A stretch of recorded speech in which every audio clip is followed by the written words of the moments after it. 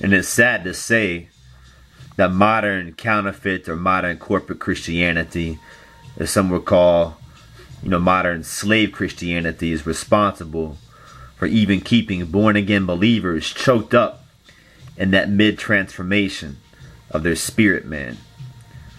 When really, Yah willing, as new born again believers, we're all meant to start somewhere. Some people move fast according to their faith.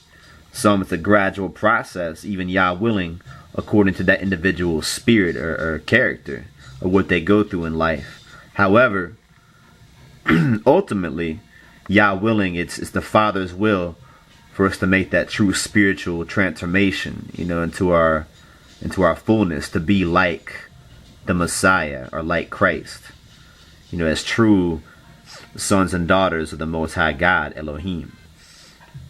But amongst the lures of this world, being that of vanity, wealth, materialism, and even modern organized religion, especially counterfeit Christianity or corporate Christianity, being that image of the beast, connected with the mark of the beast, is responsible for this choking up of mid spiritual transformation that, sad to say, most born again believers and so-called Christians or hippo Christians get caught up in that mid transformation, permitting them or preventing them from reaching their full potential according to the Father's will.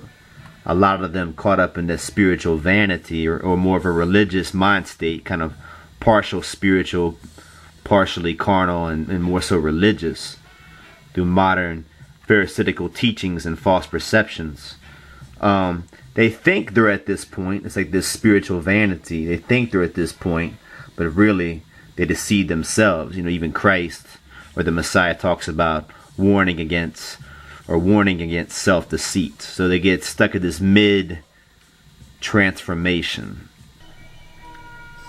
Now keep in mind, the Hasatan uses corporate Christianity or counterfeit Christianity, the image of the beast, and the whole package as a tool or a device to turn people away from the actual truth or the real deal. But now keep in mind, even counterfeit Christianity will lead people to Christ, even those who have this particular image or not. It will lead many brothers and sisters to being born again of spirit and eventually saved in due time. Maybe not receiving the fullness of the kingdom right away, but it will eventually lead a born again brother and sister to the Christ, the Moshiach. I'm not speaking of people being cut off of salvation for eternity, but there is a first cut of Yahweh's true elect and true disciples of Yehoshua, the one and the only true Yehoshua HaMashiach, true Jesus Christ, or Jesus Christ of all people, the salvation of all people. But the thing about this counterfeit Christianity, or the image of the beast, or this ultimate blasphemy of the image of the beast, is that, well, what can I say about this? Okay, well, modern corporate Christianity or counterfeit Christianity manipulates people while allowing them to receive the ultimate truth of Yahweh's love, Jehovah's love in Yeshua, Jesus Christ. Will also tell them, well, to live as a good Christian, now you have to focus on, being a good Christian. You don't lie, which is true. They'll mix some things that are based off true righteousness. Don't lie, don't cheat, don't steal, all that stuff. Thou shalt not murder. Just based off the basic 10 commandments, which people know even without knowledge of the commandments, that killing people or murdering people is evil. Stealing is thievery. That's evil.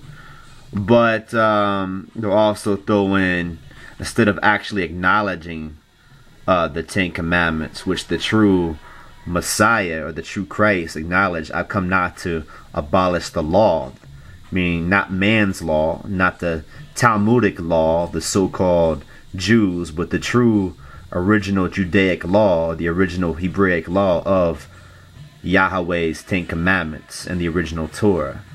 They've come not to abolish a law, but fulfill.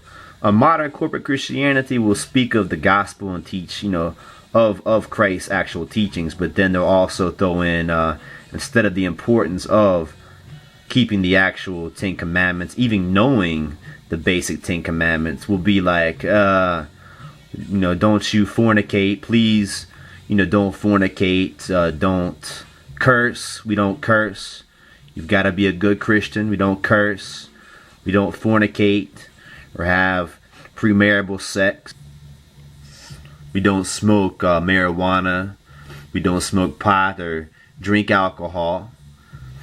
Granted, it's a lot healthier not to smoke cigarettes, but our actual salvation or judgment is not going to be based on so much those things.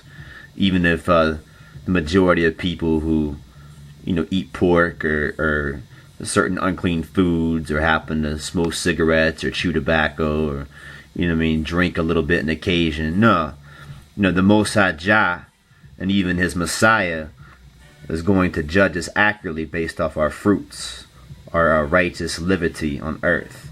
Now, but see, modern corporate Christianity will replace actual true righteousness and the accurate interpretations of the Messiah's teachings with these other modern, forms of watered down, Christian theology or perceptions of what it means to be righteous or supposedly Christ-like.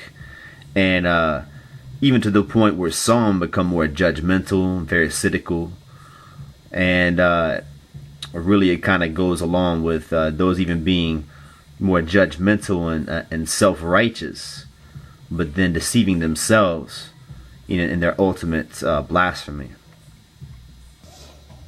I held up my hands all day long to a rebellious people that walk in a way that is not good, following their own devices, people who provoke me to my face continually, sacrificing in gardens and offering incense on bricks inside tombs, and spend the night in secret places, who eat swine's flesh with broth of abominable things in their vessels, who say, keep to yourself, do not come near me, for I am too holy for you. These are a smoke in my nostrils that burns all day long.